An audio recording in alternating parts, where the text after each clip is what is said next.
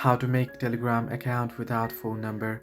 Hello everybody, welcome back to my channel. This is me Pip Investment, and today I'll guide you on how you can make Telegram account without phone number. Now the process is simple, yet what you will have to understand is that unfortunately you can't make a Telegram account without phone number. What you can do is you can use the other numbers or the virtual number in order to sign up or log into account, but unfortunately you will have to need the number. Now the only option that Telegram gives you to log in or verify your account is the phone number, so you won't get any other option.